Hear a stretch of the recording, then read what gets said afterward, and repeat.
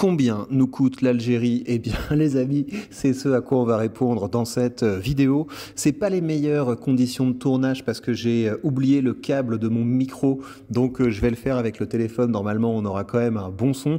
Et puis, je suis pas hyper convaincu de l'endroit que j'ai trouvé pour filmer. Donc, on a des tableaux qui sont assez douteux, mais néanmoins, on est dans un endroit qui est assez sympa et je vous montrerai quelques petites vidéos de là où je suis au fur et à mesure. Mais bref, on va se plonger dans cette nouvelle que je dois à Sarah Knafo, qu'on embrasse, qui a fait les calculs et vous allez voir que c'est assez marrant. Et puis la polémique que ça a lancée est aussi assez marrante. Donc on va se plonger dans cette histoire.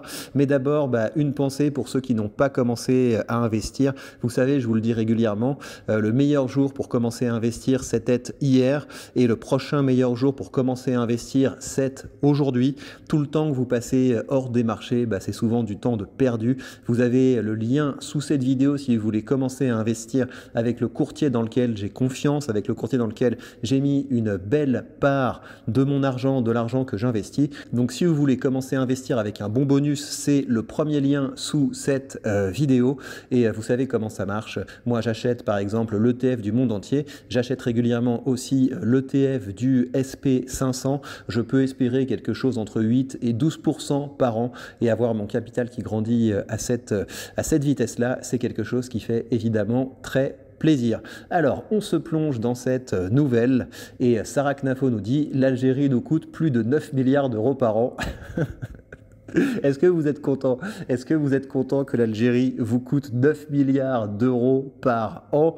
Et après, moi, je sais pas, j'ai pas envie d'entrer sur un terrain douteux, sur un terrain qui pourrait être explosif, mais certaines personnes disent qu'avant l'arrivée de la France, il n'y avait pas énormément de choses en Algérie et que c'est quand même la France qui a construit pas mal d'hôpitaux, de routes, d'infrastructures, du type des ports et ce genre de choses. Après, moi, j'en sais rien, j'ai pas envie de... Voilà, peut-être que la France doit beaucoup à l'Algérie, peut-être que c'est parce qu'on doit beaucoup à l'Algérie qu'on leur donne 9 milliards d'euros par an. Après, c'est vous qui me dites ça dans les commentaires. Donc, comment se répartissent ces 9 milliards? Non, mais ça me fait marrer parce que quand on voit qu'en France, on manque de tout, savoir qu'on a 9 milliards d'euros qui partent d'Algérie, c'est quand même assez marrant. Donc, aide publique au développement, 136 millions, ok.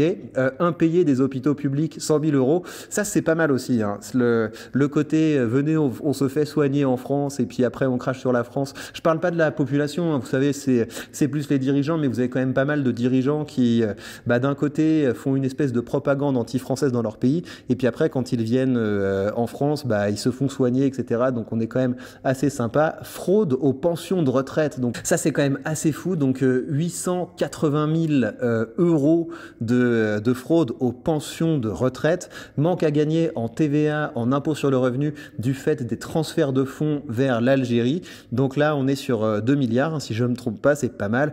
Aide sociale aux étrangers algériens vivant en France, 1600 milliards, c'est ça, hein, 1600 milliards, donc c'est quand même pas mal. Logements sociaux pour les immigrés algériens, 1500 milliards.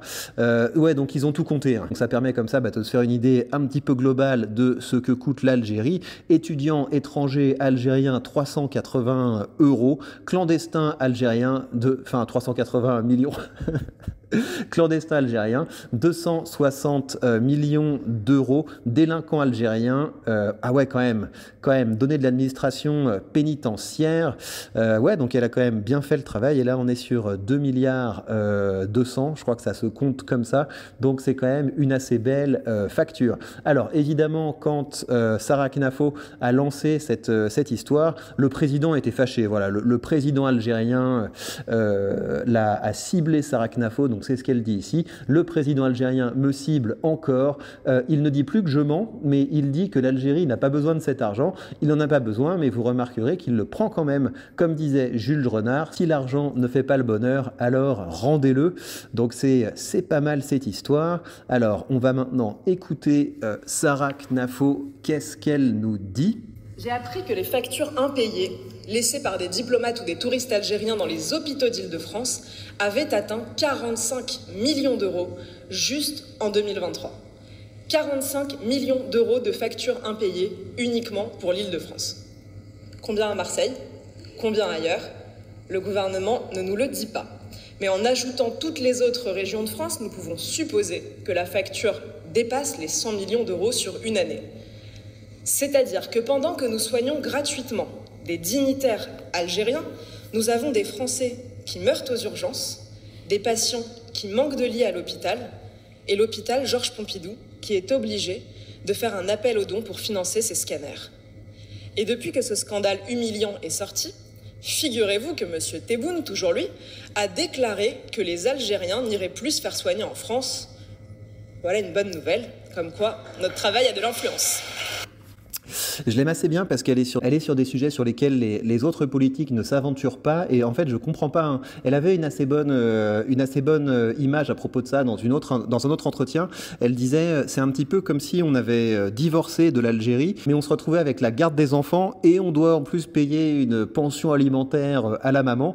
Donc c'est vrai que ça fait un petit peu ça. Et donc en fait je comprends pas comment c'est possible que d'un côté on ait ce pays qui nous crache dessus, enfin ce pays en plus qui agite son réseau d'influenceurs pour faire le bazar dans notre pays, et à côté de ça il y a quand même beaucoup d'argent qui va de France vers l'Algérie. Donc j'imagine qu'il y a des histoires de corruption au niveau de notre classe politique, parce que enfin voilà, il y en a toujours deux dans une arnaque, hein. Donc je pense qu'il faut pas être tendre non plus avec notre gouvernement. Si on tolère ça, c'est qu'il doit y avoir un intérêt à tolérer ça. J'imagine que vous avez plein de gros fonctionnaires qui ont tout à fait intérêt avec ces histoires d'aide au développement. Peut-être que ça permet de blanchir un petit peu d'argent public. Donc j'imagine qu'il y a aussi des trucs du type une collusion entre certains industriels et puis certains politocards. Donc voilà, en tout cas, c'est une situation qui est assez étrange, et c'est assez cool que quelqu'un ait mis le nez là-dedans. Et on va écouter cet autre clip de Sarah Knafo parce que je crois que ça permet de mettre un petit peu les chiffres en perspective. On récapitule. En une seule année, l'Algérie nous coûte 136 millions d'euros en aide publique au développement, 100 millions en impayés dans les hôpitaux, 880 millions en fraude aux pensions de retraite, environ 2 milliards en manque à gagner fiscal du fait des transferts de fonds, 1600 millions en aide sociale, 1500 millions en logements sociaux, 380 millions en frais universitaires, 260 millions pour leurs clandestins, 2200 millions pour leurs délinquants. Au total, je dois donc vous annoncer avec gravité que la facture de ce que l'Algérie coûte à la France s'élève à plus de 9 milliards d'euros par an. 9 milliards payés chaque année par le contribuable français à l'Algérie, dont le gouvernement nous insulte tous les jours de toutes les manières possibles. 9 milliards d'euros, c'est plus que le budget du ministère de l'Agriculture. C'est 3 fois le budget de l'outre-mer. L'Algérie nous coûte chaque année 3 fois plus cher que l'outre-mer français. 9 milliards par an, c'est le prix de la faiblesse de nos dirigeants face à un régime hostile. 9 milliards par an payés par le contribuable français. C'est insupportable et cela doit cesser. Ouais, alors après il y a des choses qui vont être plus difficiles que d'autres à couper, parce qu'évidemment l'aide publique au développement, je sais même pas pourquoi on fait ça, je sais même pas pourquoi est-ce qu'on se prend encore pour un pays qui peut aider les autres pays à se développer alors qu'on est un pays clairement en voie de sous-développement. Ça c'est une chose. J'imagine que arrêter de payer les retraites de je sais pas quoi, je sais pas pourquoi en fait on paye des retraites à des gens qui sont en Algérie, ça doit être assez rapide de le vérifier et de le virer.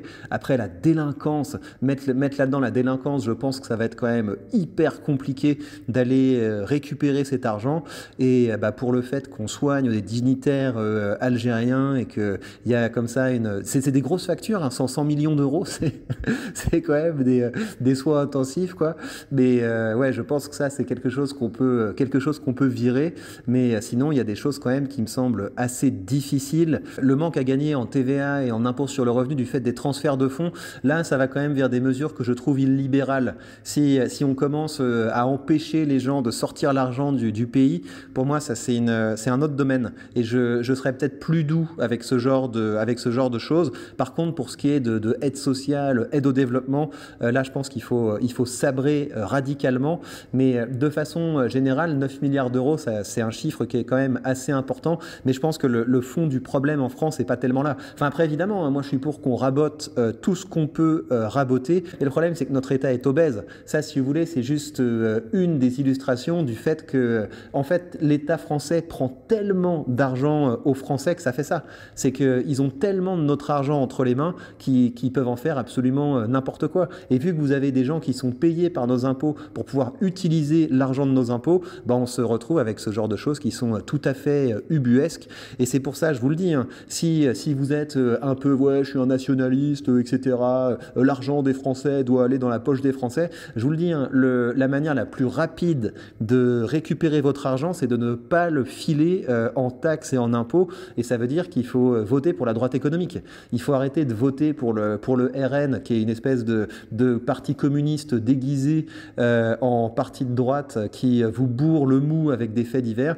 Il faut voter pour la vraie droite économique. Apparemment, le parti de Sarah Knafo est plutôt dans cette ligne-là, mais on manque quand même cruellement de partis et de gens qui défendent les intérêts fiscaux des Français. C'est pour ça que je fais ces vidéos, c'est pour ça que je vous invite à partager un maximum ce genre de vidéos, et c'est pour ça que je vous invite également, vous, de votre côté, à commencer à dire les termes et à commencer à créer du contenu. Et bien voilà, chers amis, prenez bien soin de vous et à très vite.